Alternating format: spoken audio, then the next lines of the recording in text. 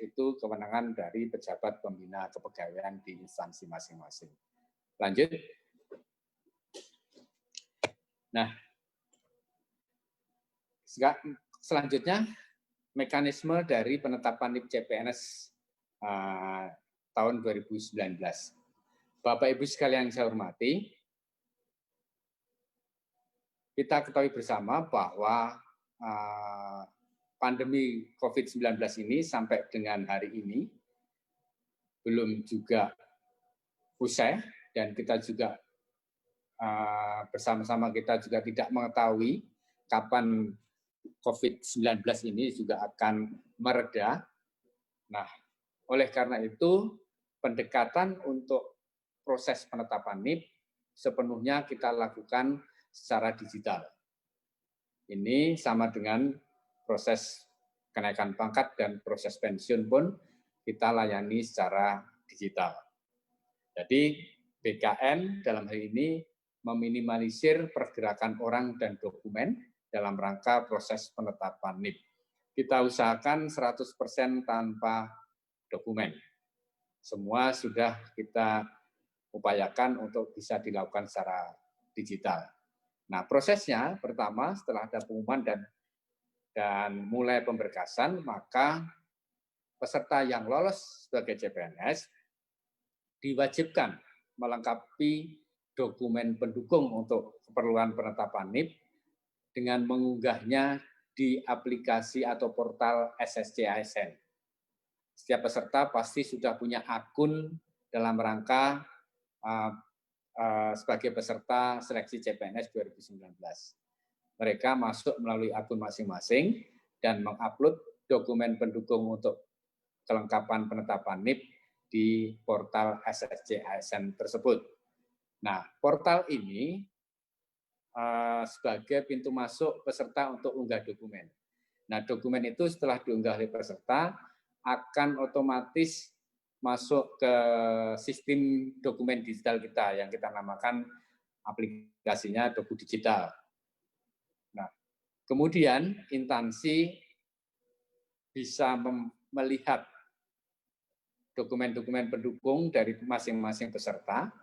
Kemudian juga instansi wajib menginput, mengentri data usul penetapan NIP dari seluruh calon CPNS di instansinya masing-masing, dan memverifikasi dokumen pendukung yang sudah diunggah, memverifikasinya di aplikasi Doku Digital, instansi sudah memilikinya, sudah punya aksesnya masing-masing instansi, dan setelah semuanya beres atau lengkap, instansi mengirim, mensubmit, baik melalui SAPK maupun Doku Digital untuk kepentingan usul penetapan NIP ke BKN.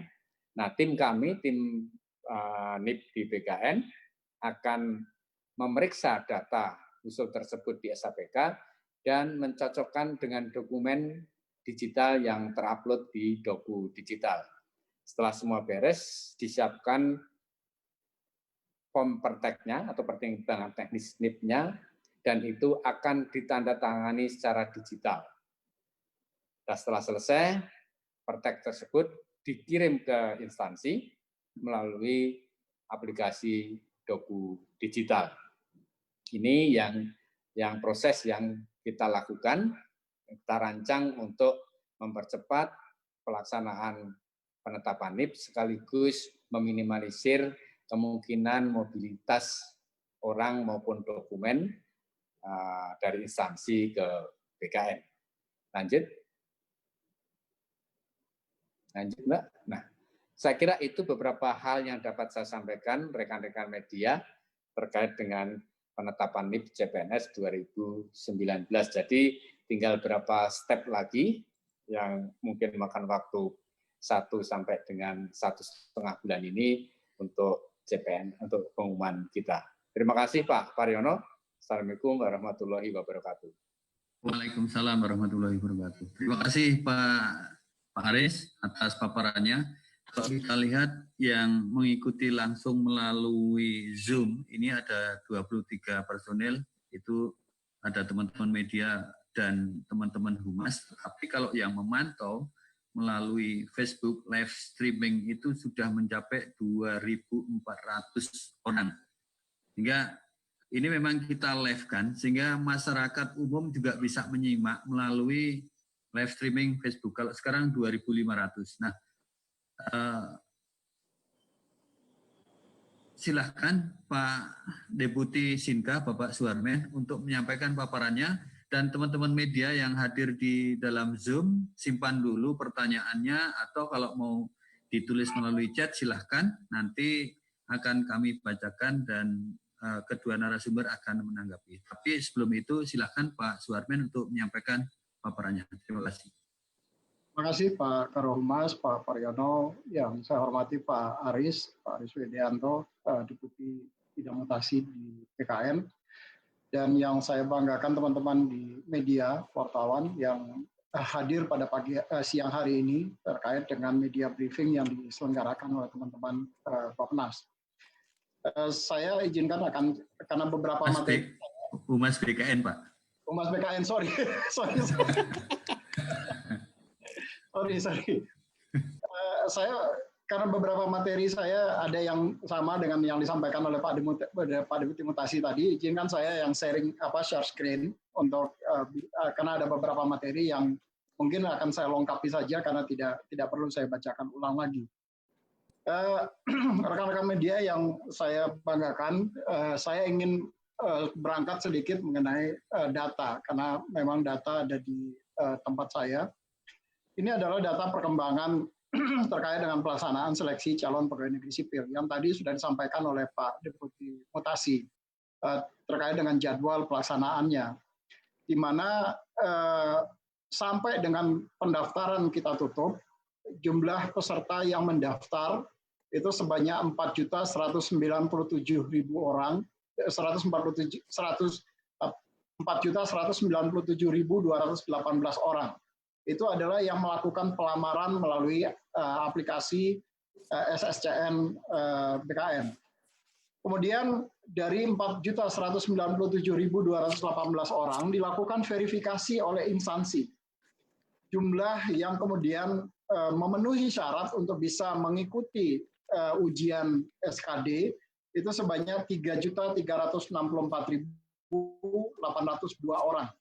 Nah, inilah jumlah yang kemudian mengikuti seleksi, yang berhak mengikuti seleksi. Nah, setelah dilakukan seleksi, yang hadir ujian itu hanya 3.067.821 orang.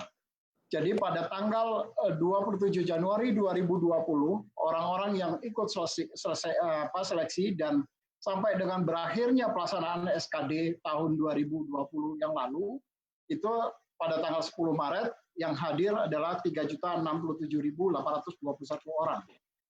Nah, angka ini itu adalah terdiri dari 65 instansi pusat yang jumlah pesertanya sebanyak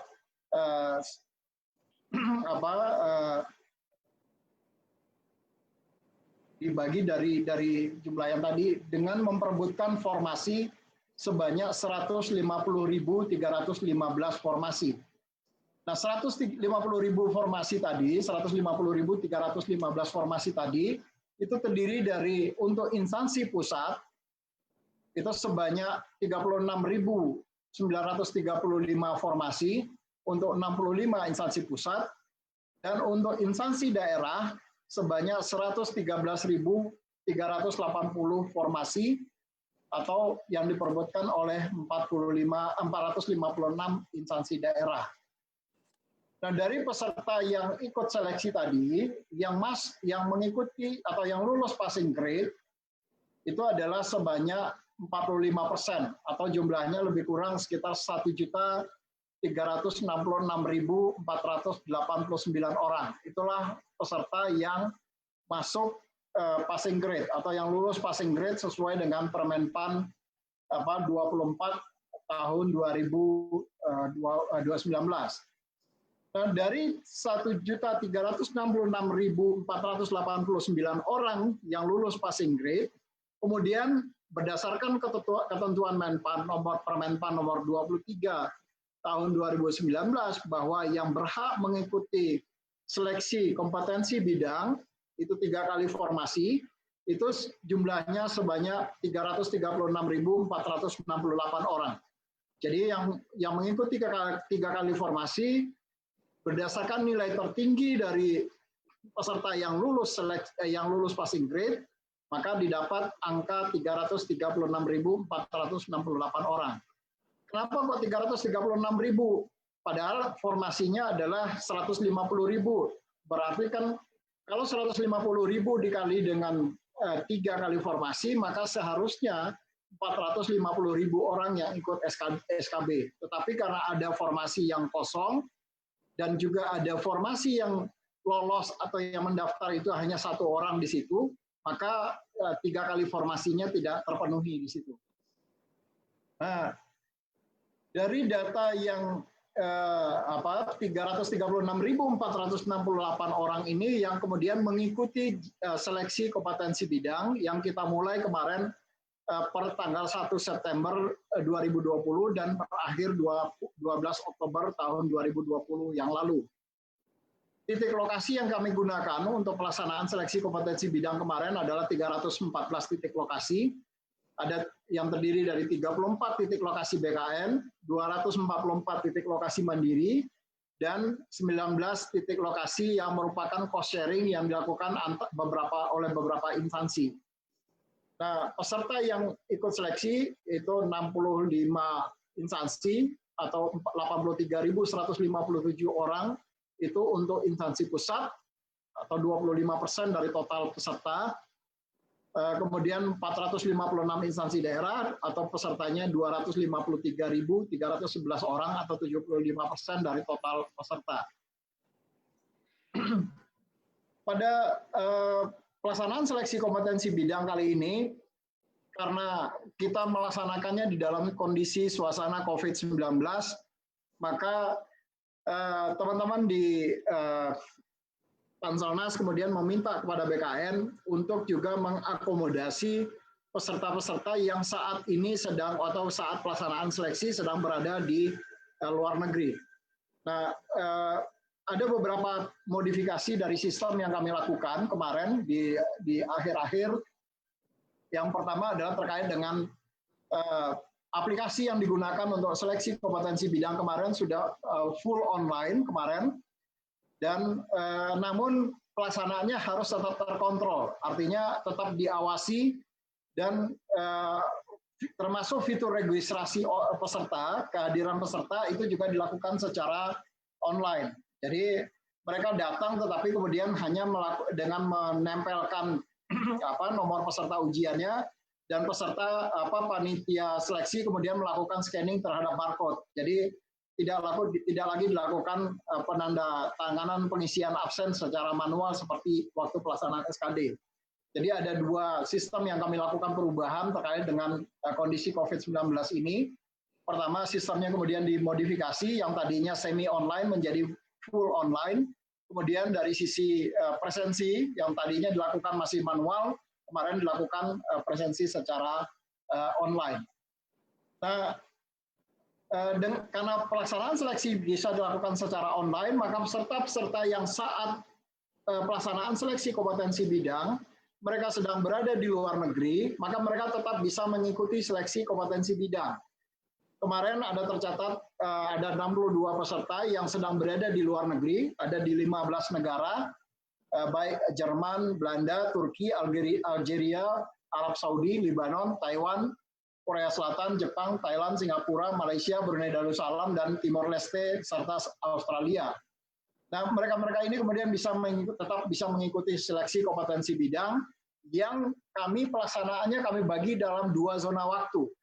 Untuk zona Asia dan Australia kemarin dilaksanakan pada jam 9 pagi, sehingga perbedaan waktu antara di negara-negara yang Asia dan Australia itu relatif tidak terlalu jauh dengan waktu yang ada di Indonesia. Kemudian untuk zona waktu di Eropa itu dilaksanakan pada jam 2 siang waktu Indonesia Barat atau jam 14.00. Nah, ini adalah contoh kemarin sistem monitoring kemudian kami lakukan dengan melalui Zoom.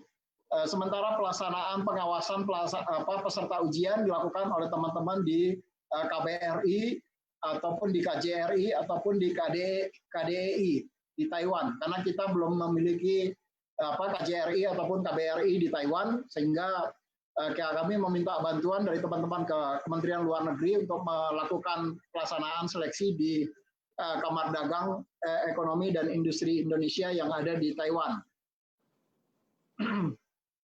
Kemudian karena kondisi suasana COVID, ada peserta yang kemudian terkonfirmasi COVID-19 dan dijadwalkan ulang. Jumlahnya ada 177 orang. Ini yang kemudian difasilitasi kembali untuk mereka bisa dijadwalkan ulang setelah mereka dinyatakan sudah negatif COVID-19. Kemudian ada 97 peserta yang reaktif dan 59 peserta yang suhu tubuhnya lebih besar atau sama dengan 37,3 derajat Celcius. Nah, bagi peserta-peserta ini tetap bisa mengikuti seleksi, tetapi ruangannya kami pisahkan atau kami tempatkan di ruangan berbeda dengan peserta yang tidak terkonfirmasi reaktif hasil pemeriksaan rapid test-nya mereka. Kemudian dari sisi perhitungan nilai SKB dan SKD, integrasinya tadi sudah disampaikan oleh Pak Aris, ada 60% itu dihitung berdasarkan SKD dan 60% berdasarkan SKB. Nah, kira-kira komposisinya seperti ini. Jadi kalau berdasarkan untuk perhitungan 40% SKD-nya, misalnya TWK-nya dia mendapatkan nilai 80, IU-nya mendapatkan nilai 100, dan TKP-nya mendapatkan nilai 143. Sehingga total nilainya itu 323. Nah, total nilai 323 ini dibagi dengan skala maksimum, dibagi 5, karena total maksimum itu adalah 500, maka 323 dibagi 5, maka dapat nilai 64,6. Nah, 64,6 inilah kemudian dikali 40% dari yang tadi disampaikan oleh Pak Deputi Mutasi. Jadi 40% dari 64,6, maka nilai SKD-nya adalah 25,84. Itu untuk perhitungan SKD. Untuk perhitungan SKB, kalau perhitungan SKB-nya sudah menggunakan CAT, maka hanya menggunakan CAT, SKB-nya yang menggunakan CAT, tidak ada lagi kemudian tes lain selain dari CAT BKN, maka nilai CAT-nya langsung kemudian dikalikan diberikan bobot 60% terhadap nilai CAT yang dia peroleh. Tetapi kalau kemudian ada nilai CAT nilai ujian SKB yang lain selain dari CAT BKN, biasanya ini ada di instansi pusat, maka perhitungannya didasarkan atas bobot yang sudah ditetapkan dan diumumkan oleh masing-masing instansi. Jadi misalnya kalau kami ambil contoh, misalnya ada ujian menggunakan CAT BKN, kemudian ada ujian menggunakan tes praktek kerja, misalnya ini untuk posisi dosen misalnya, kemudian ada tes psikotes, maka bobotnya sudah ditentukan oleh masing-masing instansi dan diumumkan kepada seluruh peserta. Bagaimana mekanisme bobot penilaian dari masing-masing SKB. Nah, kalau misalnya untuk CAT, kalau dia CAT-nya misalnya 275, maka CAT-nya kemudian dibagi dengan nilai maksimumnya. Maka dibagi 5, dia mendapatkan nilai 55. 55 ini kalau bobotnya 50%, maka 55 dikali dengan 50%. Maka dia mendapatkan skor 27,5 itu dari CAT BKN-nya.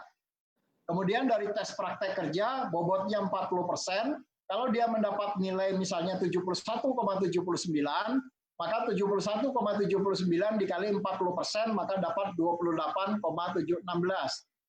Begitu juga dengan psikotes. Kalau bobotnya 10% dan psikotesnya mendapat nilai 64, maka 64 dikali 10%, jadi dapat 6,4. Nah, nilai inilah yang kemudian ditambahkan, nilai CAT BKN ditambah tes praktek kerja ditambah psikotes, itulah yang kemudian mendapatkan nilai akhir SKB-nya. Jadi nilai akhir SKB-nya adalah 62,616. Nah, 62,616 ini dikalikan dengan 60%, karena bobotnya adalah 60% dari nilai SKB. Sehingga total nilainya adalah 37,57.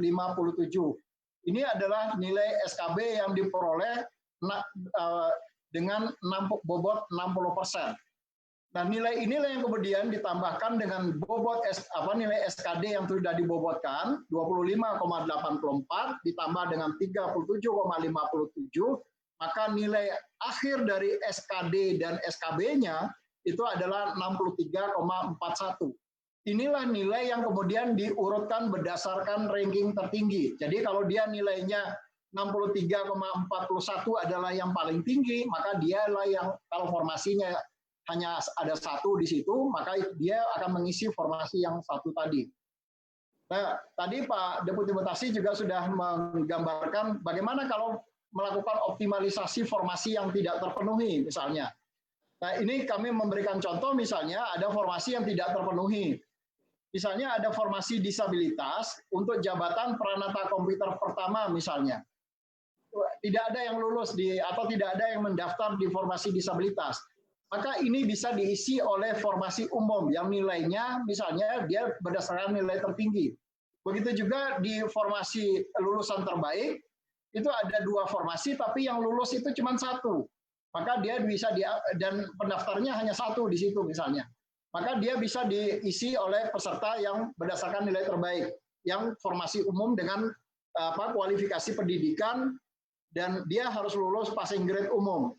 Dan diambilkan dari nilai tertinggi. Jadi yang tadi misalnya 096 tadi dia adalah lulus di formasi umum di 3, misalnya ada 3 formasi. Di formasi umum yang lulus adalah hanya 3 yang lulus karena hanya ada 3 formasi. Kemudian karena di formasi lulusan terbaik untuk jabatan peranata komputer masih ada yang kosong, maka yang lulusan keempat ini dia bisa mengisi di jabatan lulusan terbaik. Dan yang di jabatan formasi disabilitas, karena juga tidak ada yang kosong, maka yang bersangkutan kemudian bisa mengisi formasi jabatan yang kosong berdasarkan peringkat terbaik. Nah, yang di tingkat yang berikutnya kemudian dia masuk menjadi tidak lulus di dalam formasi umum. Begitu juga dengan untuk di daerah, untuk lokasi formasi dalam satu jabatan yang sama, selama yang bersangkutan kemudian memenuhi passing grade dan kualifikasi pendidikannya sama, maka dia juga bisa mengisi formasi yang kosong. Misalnya dalam konteks ini adalah ada formasi kosong di SMP Negeri 6 misalnya untuk formasi pendidikan guru fisika dan pendidikan guru biologi. Itu tidak ada yang lulus di sana atau dari awal formasinya memang kosong, tidak ada yang mendaftar misalnya. Kemudian ada juga di formasi kosong untuk pendidikan guru fisika atau pendidikan guru biologi untuk di SMP 115 formasinya ada 2 dan di formasi guru fisika pendidikan fisika di SMP 1 itu ada 1 orang yang formasinya ada 1 orang, tetapi kemudian ada yang lulus ada 2, yang lulus 1 tetapi tidak lulusnya 1 lagi. Kemudian di SMP 2 ada formasi untuk guru fisika, ada 1 orang yang lulus 1, yang tidak lulus 1. Dan di SMP 89 itu ada formasinya 1 untuk pendidikan biologi. Maka formasi-formasi ini yang bisa kemudian mengisi. Misalnya formasi guru fisika di SMP 1 itu bisa mengisi ke guru fisika di SMP 2. Kemudian formasi guru fisika di SMP 2 bisa mengisi formasi di guru fisika di SMP 115 misalnya. Dan formasi guru biologi itu bisa mengisi di formasi guru biologi di SMP 115 dan juga bisa mengisi formasi di guru SMP 7 untuk formasi guru biologi. Nah, sehingga semua formasi kemudian bisa terisi dengan penuh.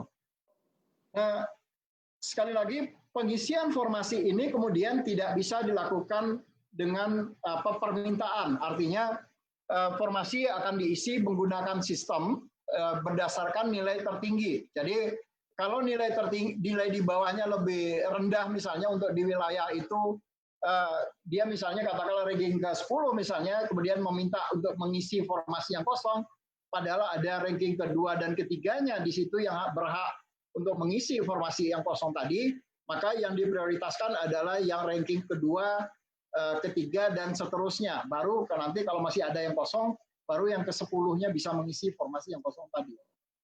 Nah, semua proses ini dilakukan by system dan tidak ada lagi kemudian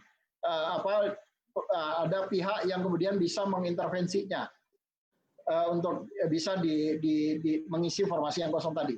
Semua proses persetujuan hasil dilakukan juga by system. Tadi sudah disampaikan oleh Pak Deputi Mutasi. Termasuk penandatanganannya dan verifikasi hasil itu juga dilakukan by system. Penandatanganan hasil kelulusan juga ditandatangani dengan menggunakan digital signature oleh Pak Kepala BKM. Jadi tidak ada proses penandatanganan yang kami lakukan dengan menggunakan sistem yang masih dilakukan secara manual. Begitu dinyatakan lulus, tadi sudah disampaikan oleh Pak Deputi Mutasi, seluruh peserta kemudian harus mengisi daftar riwayat hidup melalui aplikasi SSCN, dan nanti mereka juga sekaligus melakukan upload dokumen untuk kebutuhan persyaratan penetapan NIP dari masing-masing peserta. Nah, setelah diisi atau diunggah oleh masing-masing peserta melalui aplikasi SSCN, maka nanti data-data yang diupload tadi kemudian di-API service-kan atau ditransfer datanya melalui sistem ke dalam aplikasi Doku Digital, dan untuk kepentingan verifikasi dokumen untuk pemberkasan atau penetapan NIP oleh instansi. Nah, termasuk juga nanti dokumen yang sudah diunggah atau yang diverifikasi oleh instansi, kemudian nanti dengan satu trigger datanya akan dikirim ke dalam sistem aplikasi SAPK untuk kebutuhan penetapan NIP oleh Kedeputian Mutasi atau oleh timnya Pak Aris. Itu mungkin beberapa hal yang dapat saya tambahkan dari apa yang sudah disampaikan oleh Pak Deputi Mutasi tadi. Terima kasih. Assalamualaikum warahmatullahi wabarakatuh. Waalaikumsalam warahmatullahi wabarakatuh. Terima kasih Pak Deputi Mutasi dan Pak Deputi Bidang Sistem Informasi Kepegawaian. Sekarang saatnya kami beri kesempatan kepada teman-teman media untuk menyampaikan pertanyaannya ke kedua narasumber. Bisa melalui chat atau langsung. Tapi ini sudah ada yang masuk melalui chat, saya bacakan saja. Mungkin juga Pak Deputi bisa membaca di situ. Dari Mbak Dita Koran Sindo, pertanyaannya adalah berapa jumlah posisi jabatan yang tidak terisi sudah diketahui. Jadi mungkin formasi yang lowong sampai saat ini ada berapa. Kemudian yang kedua adalah adakah pelamar yang positif COVID-19 yang tidak mengikuti tes susulan karena mereka harus menjalani isolasi. Dan pertanyaan yang ketiga, selama seleksi CPNS apakah ditemukan aksi kecurangan? Nah, ini mungkin yang tahu formasi kosong Pak Suarmen, kemudian pelamar positif yang tidak mengikuti tes susulan juga Pak Suarmen, dan mungkin Pak Aris nanti bisa menambahkan di seleksi CPNS apakah ditemukan kecurangan. Silakan Pak Suarmen terlebih dahulu.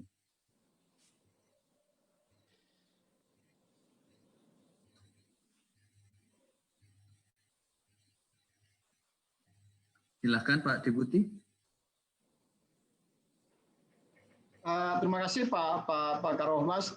Saya mesti ngecek dulu berapa jumlahnya, karena sebenarnya kan berapa yang benar-benar kosong itu nanti setelah kita melakukan optimalisasi, Pak. Jadi setelah dilakukan optimalisasi baru kita sebetulnya bisa menghitung berapa yang benar-benar data posisi jabatan yang dalam kondisi kosong. Hanya saja yang kalau dengan sampai saat ini yang kosong formasinya lebih kurang sekitar 4.000-an waktu itu. Tetapi saya akan cek kembali datanya. 4.000-an ini adalah yang waktu itu tidak ada pelamarnya, atau sebetulnya dia tidak lulus, ada pelamarnya misalnya 1 atau 2 orang, tetapi kemudian yang bersangkutan tidak lulus SKD-nya. Nah, ini yang saya akan coba pastikan. Saya cek dulu datanya sebentar Pak, karena saya nggak bawa datanya. Nanti saya akan jawab lebih detail terkait dengan yang berapa jumlah yang kosong. Sementara mungkin di skip dulu terkait dengan data itu. Untuk yang pelamar positif COVID-19 yang tidak mengikuti tes susulan karena harus isolasi, itu mau diapain gitu. Jadi sesuai dengan keputusan yang sudah ditetapkan oleh Panselnas yang kemudian dituangkan di dalam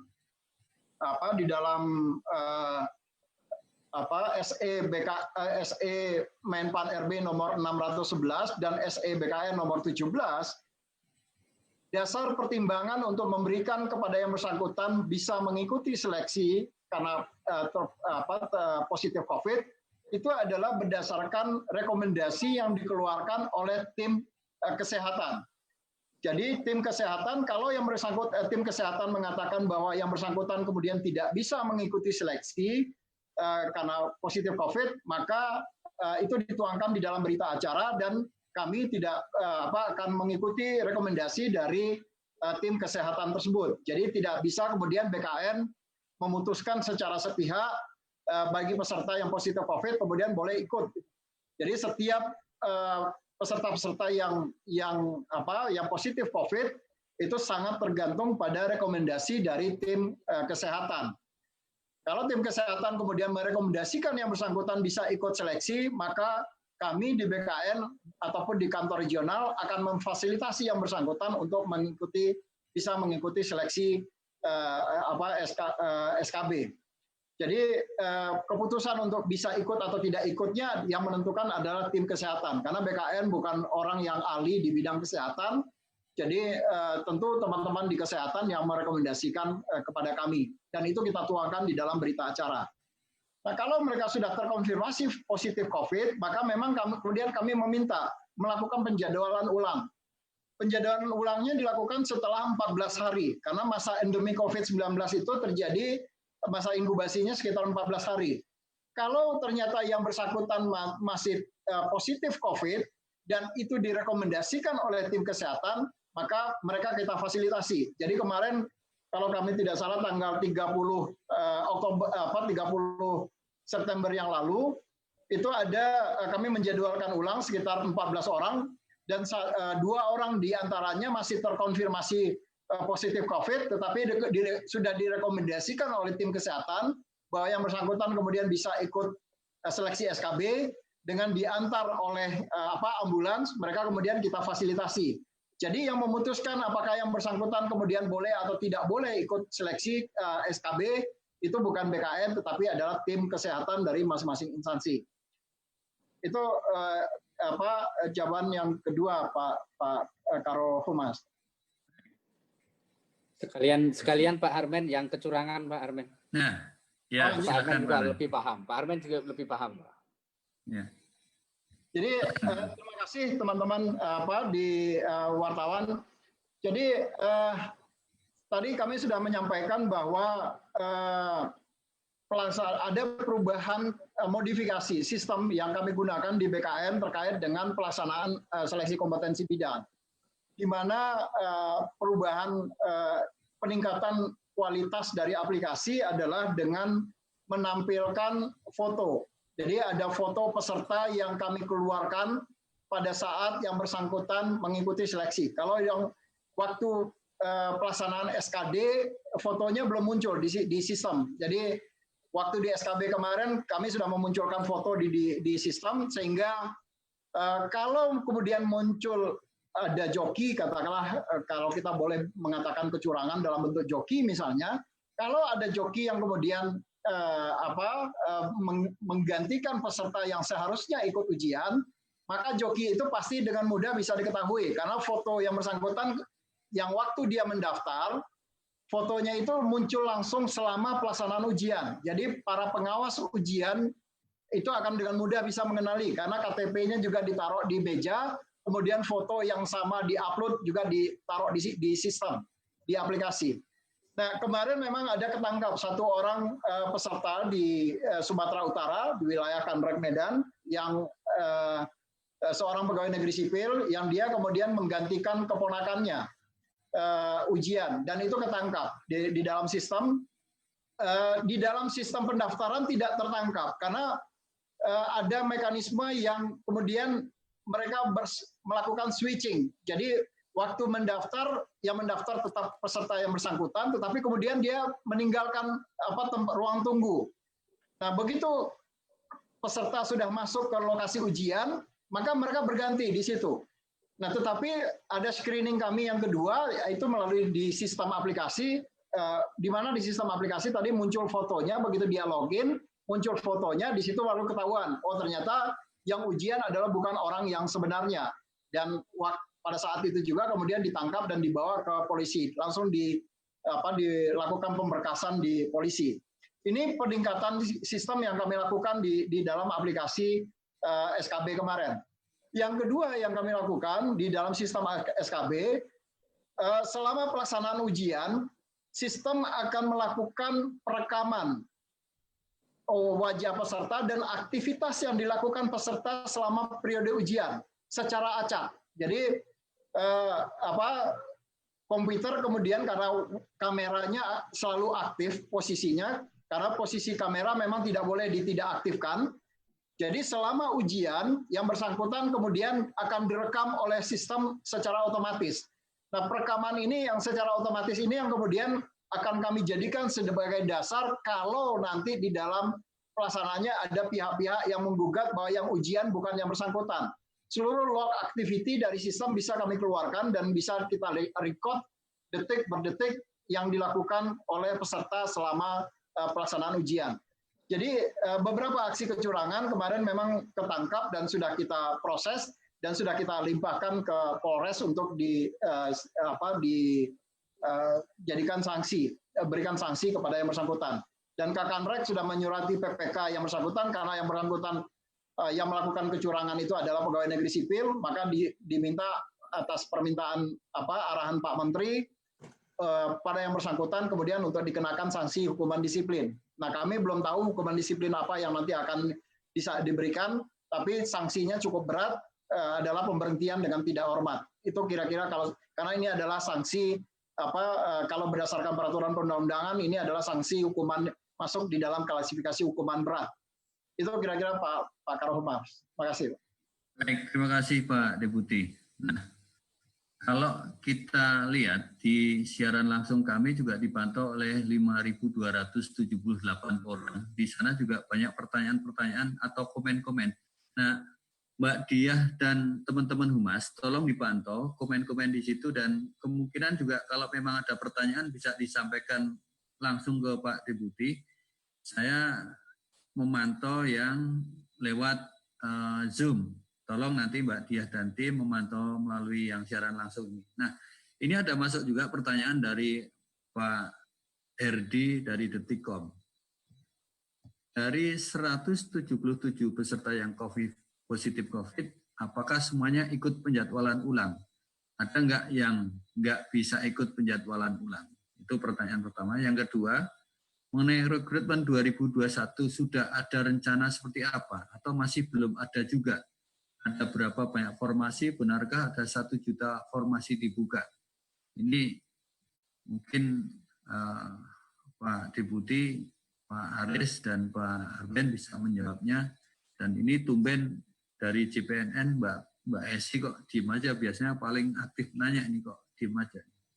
Silakan Pak Haris dulu atau Pak Arben dulu, monggo.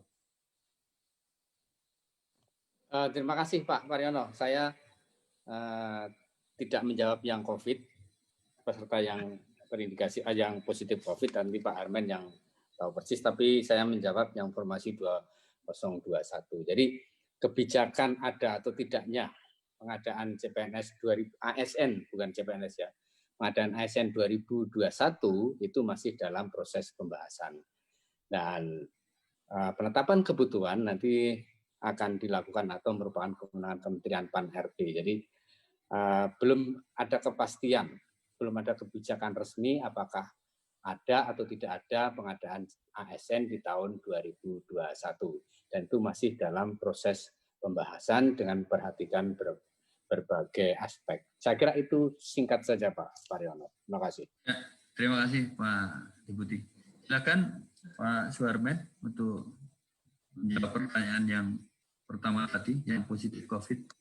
Ya, terima kasih Pak Pariono. Jadi untuk yang positif COVID, kita memang sengaja mendokumentasikan. Jadi kalau teman-teman wartawan lihat, ini adalah adalah peserta yang waktu pelaksanaan tesnya positif COVID. Jadi ada peserta positif COVID yang kemudian tetap kita fasilitasi untuk pelaksanaannya walaupun sudah dilakukan penjadwalan ulang kepada yang bersangkutan. Jadi pada tanggal yang bersangkutan melaporkan atau instansinya melaporkan kepada kami panitia bahwa ada peserta yang positif COVID dengan dibuktikan hasil swab yang bersangkutan dan surat dari rumah sakit yang pemerintah yang ditunjuk untuk melakukan swab test. Peserta-peserta ini kemudian dilakukan penjadwalan ulang. Mereka tidak diizinkan untuk mengikuti seleksi pada saat sesuai dengan jadwal, tetapi dari jadwal yang kita tentukan tadi kami sampaikan pada tanggal 30 September.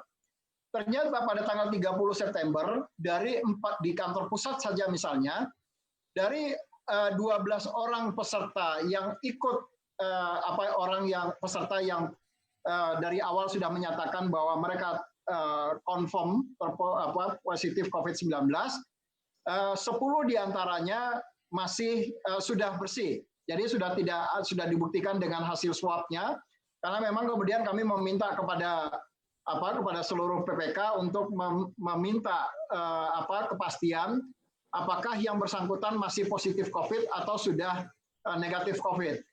Nah, ternyata masih ada 2 yang masih positif, tetapi kemudian pada waktu itu tim kesehatan merekomendasikan yang bersangkutan kemudian tetap bisa mengikuti seleksi SKB karena mereka diantar dengan menggunakan ambulans. Nah, 2 saudara kita ini yang kemudian kami fasilitasi di ruangan khusus, ruangan terbuka yang terbuka tapi tetap tertutup. Terbuka dalam arti bahwa sirkulasi udara harus betul-betul terbuka bagi mereka. Maka kemudian kami fasilitasi mereka yang 2 orang tadi di ruangan yang sudah kami sediakan. Jadi walaupun mereka sudah terkonfirmasi positif COVID, itu tetap setelah dilakukan penjadwalan ulang dan kemudian direkomendasikan oleh tim kesehatan bahwa mereka kemudian bisa mengikuti seleksi, maka yang bersangkutan tetap diberikan fasilitasi ujian. Jadi kata kuncinya adalah rekomendasi dari tim kesehatan yang ada di masing-masing instansi. Demikian Pak Paryono. Mungkin sedikit nambahkan Pak Armen saya. Pak Paryono, jadi pada saat pelaksanaan ujian sesuai dengan jadwal masing-masing, ada peserta yang memang sudah terkonfirmasi positif COVID-19, namun oleh tim dokternya itu dinyatakan masih diperkenakan untuk mengikuti ujian. Itu ada beberapa. Dan tidak hanya di Jakarta, tapi juga ada di beberapa daerah. Dan BKN memang sudah mengantisipasi itu, jadi memang sudah disiapkan ruangan khusus apabila ada peserta yang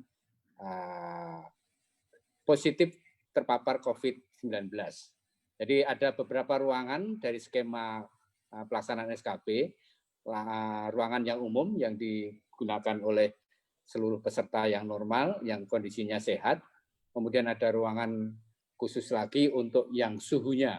Jadi belum positif atau belum reaktif, tapi suhunya sudah di atas 37,3, itu juga tesnya di ruangan tersendiri.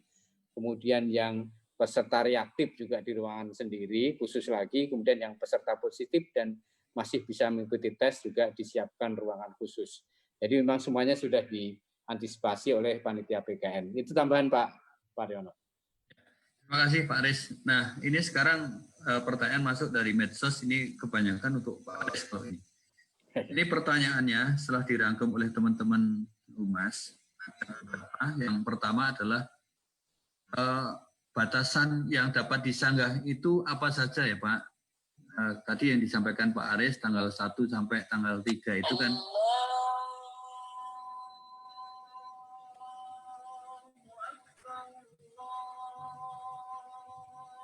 Oke, baik Pak. Bentar Pak Aris, ini bentar Pak Aris. Start repot. Ya, ini ada batasan yang dapat disanggah itu seperti apa ya Pak? Itu kan tanggal 1 sampai 3 tadi ada masa sanggah. Kemudian soal serdik. Soal serdik ini mungkin bisa dijelaskan Pak, karena ada juga para peserta ini yang mengeluh mengenai sudah susah-susah ikut SKB, tapi begitu lawannya itu punya serdik, udah dia langsung gugur. Itu apakah misalnya dari sisi regulasi, apakah tidak bisa ditinjau ulang nanti untuk proses tahun depan? Kemudian pemberkasan, apakah seluruhnya berbasis aplikasi atau ada yang berbentuk fisik juga? Kemudian yang keempat, adakah peraturan untuk ketentuan legalisir ijazah yang dilampirkan pada saat pemberkasan? Kira 4 pertanyaan itu untuk Pak Aris semua. Silakan Pak Aris. Oke. Yang pertama tadi batasan sanggah ya?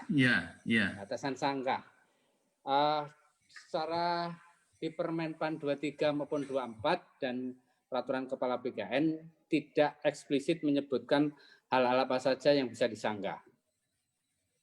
Namun demikian, secara logika berpikir, hal-hal yang disanggah adalah hal-hal yang tentu saja bisa berdampak pada perubahan hasil. Ya. Dampak pada perubahan hasil itu mestinya yang dilakukan sanggahan. Tapi kalau hal-hal yang sifatnya administratif dan tidak akan berdampak, kalaupun sanggahan itu diterima tapi tidak berdampak pada perubahan hasil, itu mestinya tidak perlu disanggah, gitu, batasannya itu.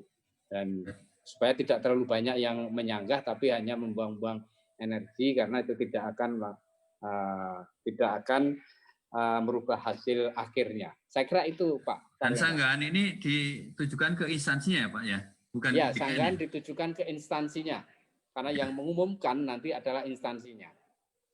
Walaupun aplikasinya disiapkan di SSCM misalnya. Nanti Pak Armen bisa menambahkan untuk hal yang sanggahan ini, Pak Armen. Terus yang kedua tadi serdik, Pak. Serdik, masukannya diterima, masukannya ditampung, nanti dinaikkan ke rapat untuk formasi untuk pengadaan CPNS selanjutnya. Ya, kalau ini kan peraturan yang sudah ditetapkan oleh Permenpan 23, jadi tidak mungkin ada perubahan kebijakan untuk yang tahun ini karena kebijakannya sudah jelas diatur dalam Permenpan 23. Nah, mengapa ada kebijakan serdik 100%? Itu tentu saja bisa ditanyakan juga ke Kementerian Dikbud bahwa persyaratan seorang untuk menjadi guru adalah memiliki sertifikasi pendidik. Nah, itu jadi kalau yang untuk mohon untuk tahun depan tidak, untuk pengadaan selanjutnya untuk tidak serdik tidak 100% menggantikan SKB dengan nilainya 100%. Nah, usulannya akan kami teruskan ke rapat dalam rangka pengadaan. Nah, nanti akan diutuhkan dan peraturan. Ya. Atau bisa dipisah, Pak, yang serdik, yang tidak serdik gitu, sehingga mereka berkompetisinya, mereka melawan yang apple to apple gitu, Pak. Ya enggak, ya kalau itu malah kalau saya juga akan pakai serdiknya, misalnya gitu loh kalau itu dipisah. Ya, maksudnya orang yang serdik lawan orang yang serdik, yang tidak itu. Itu sekedar usulan dari para netizen, Pak. Ya, itu kalau usulan-usulan nanti diinventarisir saja yang sifatnya usulan untuk ke depan. Dan terima kasih teman-teman sekalian sudah menyampaikan aspirasinya. Itu tolong diinventarisir saja nanti menjadi bahan pembahasan di rapat untuk formasi selanjutnya. Ya. Untuk pertanyaan selanjutnya, Pak, pemberkasan apakah seluruhnya berbasis aplikasi atau yang ada fisik juga? Target kita semuanya berbasis aplikasi. Jadi tidak ada lagi fisik yang dikirim ke BKN. Instansi, saya kurang tahu instansi masih butuh fisik atau tidak. Itu yang jadi masalah. Masing-masing instansi bisa jadi masih butuh berkas fisik karena belum punya tata naskah digital mereka. Jadi kemungkinan juga mereka masih butuh berkas fisik, bisa juga untuk memastikan keabsahannya instansi butuh itu karena nanti dokumen yang diupload akan diperiksa oleh instansi masing-masing, baru setelah diyakini kebenarannya diteruskan ke BKN. Itu jadi untuk kepentingan BKN kita usahakan berkas digital sepenuhnya. Nanti teman-teman instansi harus ngirim berkas ke Jakarta, kan mobilitas orangnya juga merepotkan atau berbahaya. Kemudian yang berikutnya ijazah ya. Ya, ijazah, apakah ada ketentuan untuk legalisir ijazah? Misalnya siapa yang harus melegalisir, kemudian berapa jangka waktunya, seperti itu Pak. Mungkin ada aturannya. Untuk ijazah, kalau berkas fisik memang butuh legalisir. Karena untuk keabsahannya. Nah, masalahnya adalah kalau untuk berkas digital ini apakah perlu legalisir? Karena sama-sama semacam jadi fotokopian kan? Image kan, kita hanya image kan. Kenapa tidak aslinya? Jadi ini masih yang di-scan yang aslinya, Pak. Yang asli di-scan kemungkinan ini masih pembahasan, masih diskusi. Kemungkinan aslinya, ijazah aslinya harus scan. Dan saya kira kalau untuk tahun-tahun akhir ini semua ijazah datanya itu sudah terekam dalam pangkalan data mestinya. Sehingga kami akan mudah untuk meng-cross-check ke pangkalan data di Kemendikbud, Kemenristekdikti maupun Kementerian Agama. Saya kira itu. Jadi kalau untuk memastikan keabsahannya, kami akan cross-check ke pangkalan data. Ya. Oke, Pak. Pak Suharmin mau menambahkan mengenai sanggahan tadi Pak, mungkin melalui aplikasi atau apa gitu. Silahkan Pak Armin. Ya, terima kasih Pak Paryono. Untuk penyanggahan itu juga tetap menggunakan aplikasi seperti yang waktu dilakukan verifikasi administrasi oleh masing-masing instansi. Jadi aplikasi yang nanti digunakan adalah https://sscndaftar.bkn.go.id. Jadi masing-masing login ke situ. Nanti di situ akan ada menu untuk sistem sanggahnya. Jadi kalau memang ada teman-teman yang kemudian akan melakukan sanggah tetap dengan menggunakan akunnya yang kemarin untuk terdaftar, silakan kemudian login dulu ke dalam menggunakan akun yang terdaftar kemarin, kemudian diajukan sanggahnya di dalam modul aplikasi sanggah yang ada di dalam aplikasi tadi. Nah, nanti aplikasi itu data-data yang disanggahkan itu akan diteruskan kepada instansi by system juga. Jadi instansi juga bisa melihat langsung, terutama SSCN admin dari masing-masing instansi, untuk melihat sanggahan apa saja yang masuk ke dalam instansinya mereka masing-masing. Jadi mereka bisa langsung menjawab atau menanggapi sanggahan di situ, dan tentu sanggahan-sanggahan tadi akan tercatat semua di dalam aplikasi, di data-datanya akan tercatat di kita. Dan kita akan bisa melihat mana sanggahan yang ditindaklanjuti, mana yang sanggahan yang tidak ditindaklanjuti oleh masing-masing instansi. Itu mungkin tambahan dari saya, Pak Paryono. Terima kasih. Ya, terima kasih. Ada pertanyaan untuk Pak Aris satu lagi, Pak Aris. Apakah di tahap pemberkasan ada kemungkinan menggagalkan kelulusan sehingga yang bersangkutan tidak bisa diangkat menjadi CPNS, Pak Aris? Silakan. Baik, terima kasih Pak Paryono, rekan-rekan media dan rekan-rekan yang memantau lewat media sosial, bahwa tugas BKN adalah melakukan pengendalian dalam pelaksanaan seleksi CPNS, termasuk di dalamnya proses pengendalian itu dilakukan melalui proses penetapan NIP. Dan dalam peraturan yang berlaku, dalam proses penetapan NIP dimungkinkan untuk usul penetapan NIP itu dinyatakan tidak memenuhi syarat. Jadi kalau proses penetapan NIP hasilnya itu ada tiga kalau verifikasi pertama. Yang pertama adalah memenuhi syarat, berarti bisa ditindaklanjuti dengan penetapan NIP dan pengangkatan CPNS.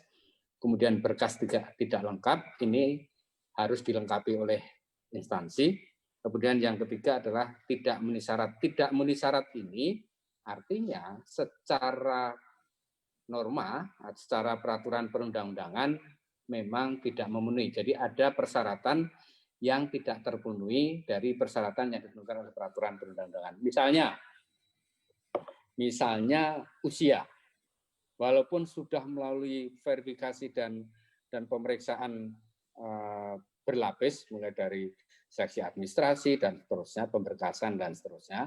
Namun pada saat proses penetapan NIP ditemukan bahwa yang bersangkutan usianya lebih dari 35 tahun untuk formasi yang umum, bukan yang dokter, dosen, dan sebagainya.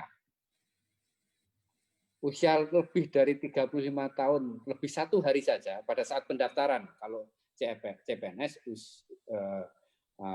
parameternya adalah batas cut-off-nya adalah saat pendaftaran, penghitungan untuk usia. Tidak boleh kurang dari 18 tahun, tidak boleh lebih dari 35 tahun. Kemudian itu pasti akan dinyatakan TMS dan tidak bisa diangkat.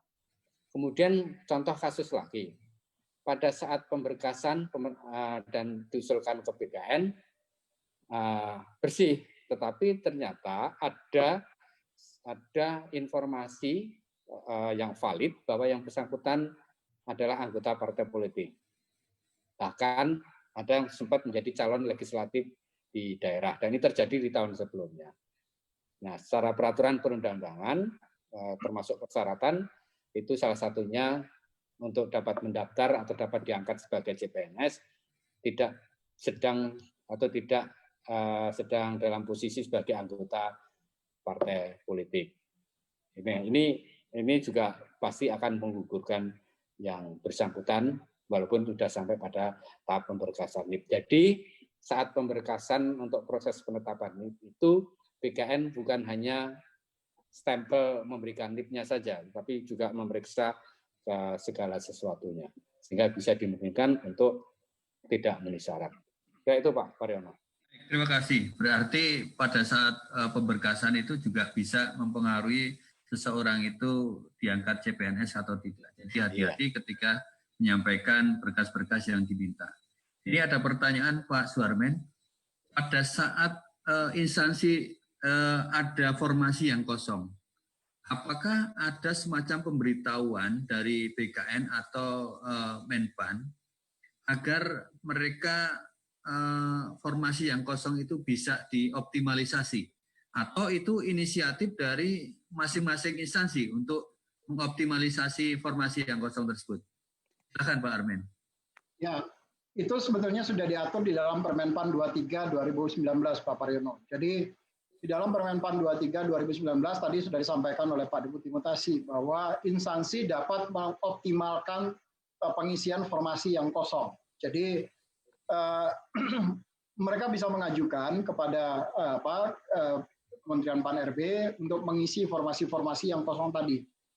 Logikanya sih mestinya mereka akan mengajukan, Pak, karena kesempatannya kan diberikan dan kita pesertanya juga sudah memiliki yang ada di situ.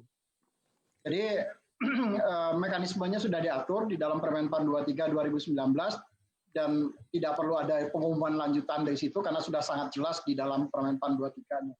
Demikian Pak Paryono. Saya tambahkan Pak Paryono, saya tambahkan. Ya. Begini, formasi yang kosong karena tidak ada yang lulus. Tidak ada yang lulus itu juga karena tidak ada yang mendaftar dan sebagainya. Itu akan secara otomatis diproses optimalisasinya pada saat pengolahan hasil, tanpa diminta optimalisasi oleh instansi. Jadi berdasarkan Permenpan 23, BKN otomatis akan melakukan mengolah itu sehingga optimalisasi formasi itu dilakukan. Yang tadi mengisi formasi umum ke umum yang kosong, umum yang khusus dan sebagainya tadi. Nah, ini yang hasil pertama. Nah, kemudian apabila setelah itu diumumkan ternyata ada yang mengundurkan diri, ada yang meninggal dunia, ada yang dan sebagainya, jika ada formasi yang kosong, itu instansi wajib melaporkan atau memberitahukan untuk dilakukan optimalisasi. Jadi kalau yang normatif sesuai Permenpan itu akan dilakukan by sistem otomatis. Jadi hasil akhirnya sudah termasuk optimalisasi itu. Baik, terima kasih Pak Riz. Ini ada pertanyaan. Ada SKP yang tidak menggunakan CAT BKN. Bagaimana dengan akuntabilitasnya, Pak Suarmen?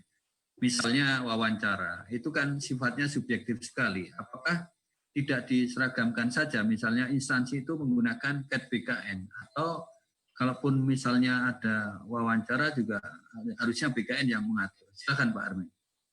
Ya, terima kasih Pak Paryono. Memang ada beberapa instansi yang kemudian melaksanakan SKB tidak menggunakan CAT BKN. Untuk seluruh instansi daerah pasti menggunakan CAT BKN. Jadi tidak ada instansi daerah yang tidak menggunakan CAT BKN. Yang tidak menggunakan CAT BKN ada beberapa instansi pusat. Jadi ada beberapa instansi pusat yang mereka menggunakan metodologi sendiri yang misalnya saya ambil contoh Kementerian Dikbud. Kementerian Dikbud itu mereka menggunakan yang namanya CBT, tetapi sama sebetulnya sistemnya sama dengan CAT BKN.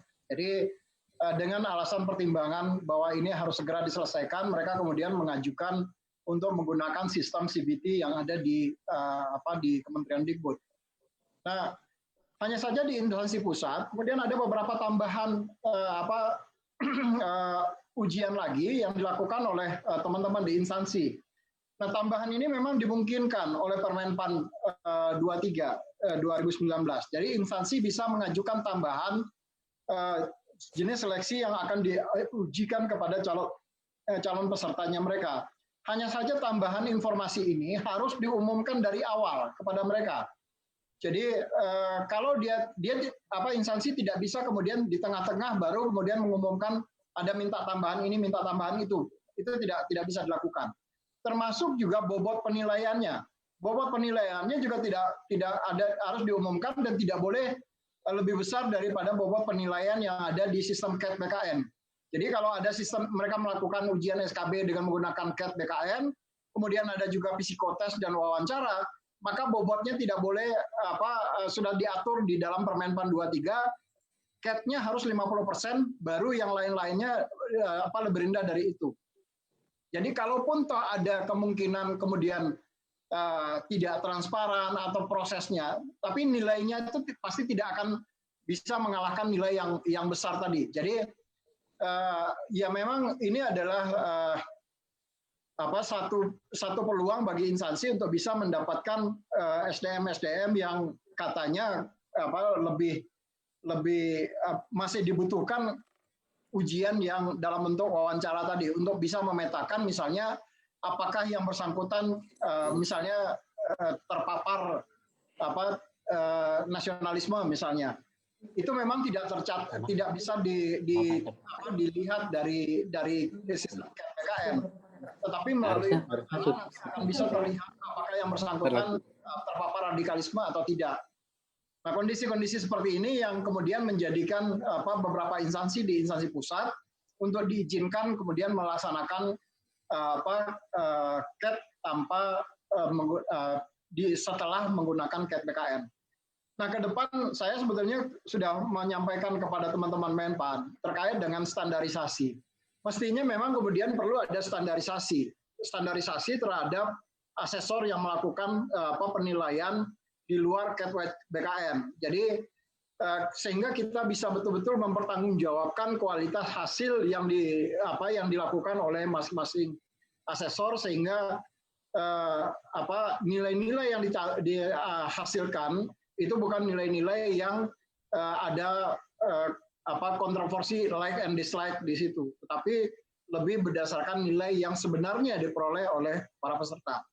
Nah, standarisasi ini menjadi penting. Kami sudah sebetulnya secara informal sudah menyampaikan ke teman-teman di Menpan, dan ke depan ini akan menjadi subjek untuk kita bahas di dalam Panselnas. Demikian Pak Paryono, terima kasih. Baik Pak, terima kasih. Boleh ya Pak, masih dilanjut ya Pak? Enggak Pak. Ya. Itu ada yang lagi sampai jam berapa? Jadi kalau Pak Aris ini harus izin dulu sama Mbak Deb ini. Jadwalnya tadi sampai jam 15 ya? Iya. Ya Pak, ini satu lagi pertanyaan Pak, atau ini kami sampaikan nanti setelah ini mungkin bisa kita tutup. Banyak soal-soal SKP yang jauh dari gambaran pekerjaan yang dilamar. Mengapa ini bisa terjadi? Sejauh mana orang-orang yang direkrut nanti benar-benar bisa melaksanakan pekerjaan yang akan dilakukan jika soal-soal rekrutmen saja jauh dari gambaran pekerjaan real di lapangan. Ini menurut para pelamar ya Pak, saya juga tidak tahu apakah soalnya itu memang berbeda sekali dengan tugas fungsi nanti pada saat mereka melakukan pekerjaan. Tapi banyak juga yang mengeluh bahwa ini soalnya kok jauh dari perkiraan, atau sebenarnya yang dikira-kira itu yang salah atau bagaimana gitu Pak. Mungkin bisa ditanggapi. Kemudian ini Pak Ades, dalam pemberkasan ada instansi yang mensyaratkan bukti akreditasi prodi dan perguruan tinggi. Bukti akreditasi ini bisa fotokopi yang dilegalisir atau harus asli? Itu tadi.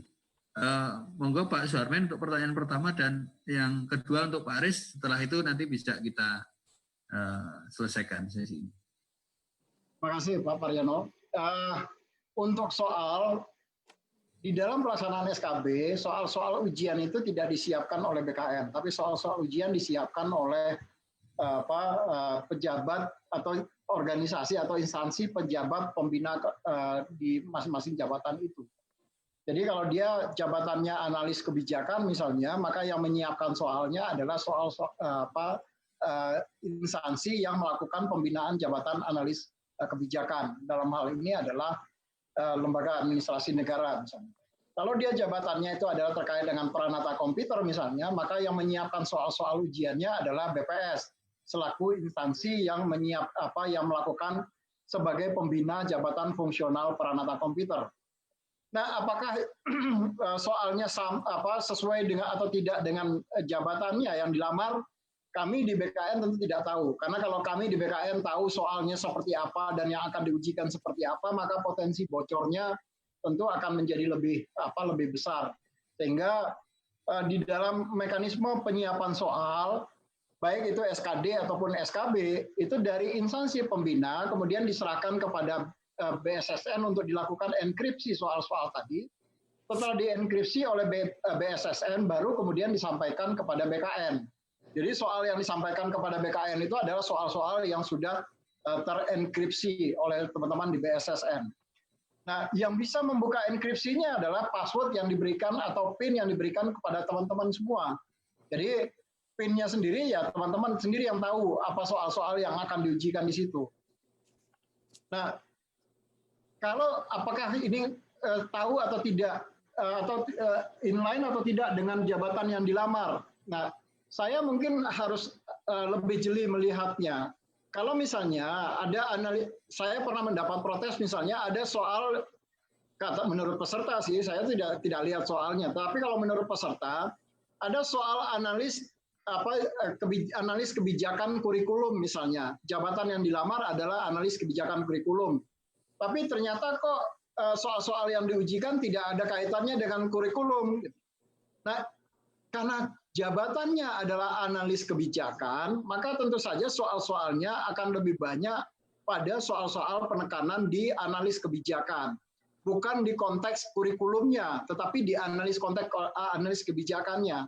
Jadi, apakah soal-soalnya tadi Pak Paryono menyampaikan, apakah ada teman-teman yang keliru membaca mempelajari materi misalnya? Kita memang meminta kepada Pansalnas, sebetulnya meminta kepada seluruh instansi untuk mengumumkan kisi-kisi yang akan diujikan. Jadi sifatnya hanya kisi-kisi di situ. Jadi terkait dengan jabatan yang dilamar misalnya, kisi-kisinya apa saja yang akan diujikan. Nah, kalau teman-teman kemudian mempelajari soal di luar itu atau ekspektasinya beyond dari yang sudah disampaikan di dalam kisi-kisi, ini memang kemudian pasti akan salah baca soal di situ. Tetapi kembali lagi ada juga yang soal-soal yang sifatnya adalah penyetaraan. Nah, ini yang kalau penyetaraan ini biasanya untuk jabatan-jabatan yang sifatnya jabatan terampil, bukan untuk jabatan yang ahli. Nah, biasanya kalau jabatan terampil ini yang kemudian disiapkan oleh beberapa instansi untuk yang jabatan-jabatan terampil. Itu mungkin dari saya, Pak Paryono. Ya, baik, terima kasih. Pak Aris, silakan untuk pertanyaannya. Oke, terkait dengan akreditasi ya. Akreditasi digunakan untuk memastikan prodi ya dari pelamar itu akreditasinya apa terkait dengan persyaratan yang diumumkan oleh instansi. Nah, itu teknis sekali, jadi saya tidak tahu persis. Tapi begini, yang penting itu apakah dokumennya atau faktualnya. Jadi apakah itu legalisir atau asli itu hemat saya, sepanjang itu bisa ditelusuri, bisa di cross check kebenarannya, itu bagi saya tidak masalah, bagi saya ya. Tapi nanti saya lihat lagi secara teknisnya seperti apa. Artinya begini, kalaupun itu fotokopian legalisir atau bahkan tidak legalisir pun, dan itu bisa ditelusuri di database terkait dengan prodi, sekarang sudah cukup lengkap. Saya kira pangkalan data terkait dengan program studi itu akreditasinya, bahkan sejarah akreditasi atau kronologis akreditasi pun ada di situ. Jadi saya kira tidak masalah. Jadi instansi bisa melihat itu fotokopian, kemudian sandingkan dengan yang di pangkalan data, oke, sama persis ya sudah oke. Saya kira cukup. Itu ya. Ya, terima kasih Pak Aris, terima kasih Pak Harmen. Media briefing pada sore hari ini, sekali lagi saya mengucapkan terima kasih pada Bapak Deputi Sinka dan Bapak Deputi Mutasi dan para rekan-rekan media serta netizen yang menyimak dari siaran langsung kami di Facebook yang sore ini mencapai 5.000 lebih orang.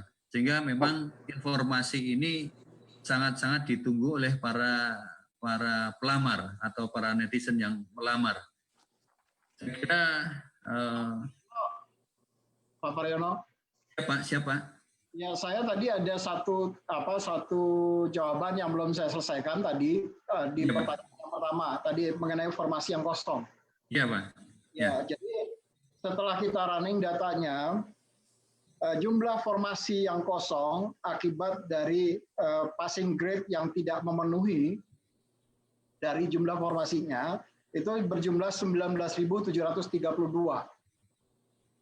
Jadi untuk jabatan-jabatan yang pelamarnya tidak memenuhi passing grade. 19.732. Nah, dari jumlah itu ada yang jumlah formasi yang sebetulnya dari awal itu sudah nggak ada orangnya, sudah tidak mendaftar. Itu sebanyak 5.866. Jadi subset dari 19.000 itu ada yang formasi benar-benar kosong dari awal, tidak ada pelamar, itu ada 5.866 formasi. Nah, ini yang kemungkinan nanti akan bisa dioptimalkan formasinya oleh Pak Aris tidak waktu pengisian formasi. Itu, Pak. Pak, saya ulangi lagi. Formasi yang kosong itu 19.732.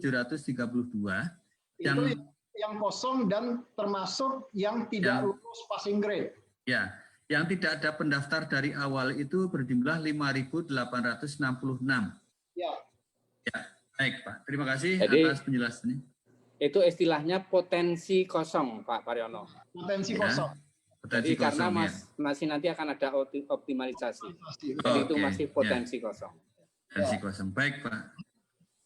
Baik, terima kasih Pak Aris, terima kasih Pak Harmen dan teman-teman media dan yang menyimak melalui media sosial kami. Saya kira media briefing sore hari kita cukupkan sekian dan atas partisipasinya kami ucapkan terima kasih dan saya akhiri wabillahi taufiq wal hidayah. Assalamualaikum warahmatullahi wabarakatuh dan selamat sore. Terima kasih. Terima kasih Pak Paryono, makasih Pak Aris. Terima kasih Pak Harmen, makasih. Terima kasih Pak Paryono, makasih teman-teman media. Media. Terima kasih Pak Aris, Pak Deputi, Pak Harmen, teman-teman pers. Izin live ya. Iya Pak.